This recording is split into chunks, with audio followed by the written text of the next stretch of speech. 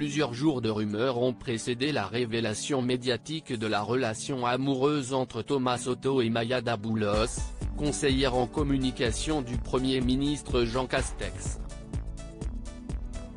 Le journaliste ayant beaucoup de mal à voir sa vie privée dévoilée ainsi, s'est confié dans les colonnes du Parisien, afin de clarifier plusieurs points, et de faire plusieurs annonces. Pour commencer, le présentateur de Télématin annonce son retrait de l'émission politique Élysée 2022. Je ne veux pas prêter le flanc à la moindre ambiguïté et prendre le risque de fragiliser le travail et la perception de la rédaction de France 2 à laquelle je suis viscéralement attaché, confie Thomas Soto au Quotidien. Le journaliste déplore son choix, qu'il a fait à contre-cœur, et qu'il regrette déjà, si est une décision difficile et d'une certaine manière assez injuste. Mais je me dois de tenir compte de notre époque devenue très violente et qui a tendance à tout hystériser. La suspicion est généralisée, déclare-t-il dans la même réponse.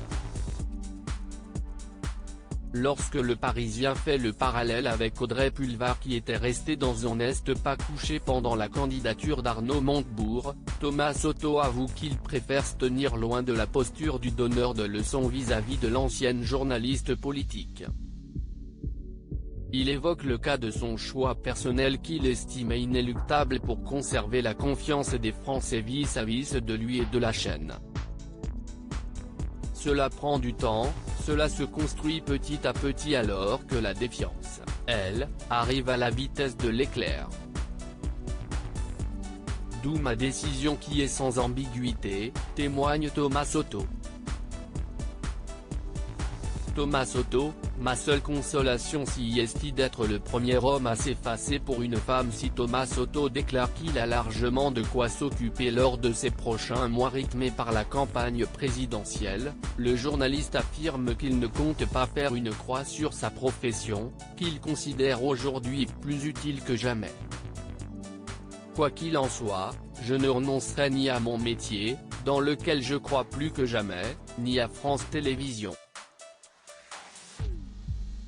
Cela fait plus de 25 ans que je suis journaliste, confie-t-il. Cette décision qu'il regrette amèrement lui laisse tout de même un lot de consolation.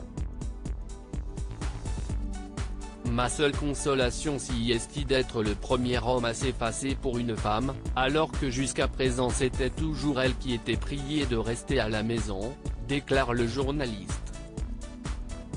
Loading DJ.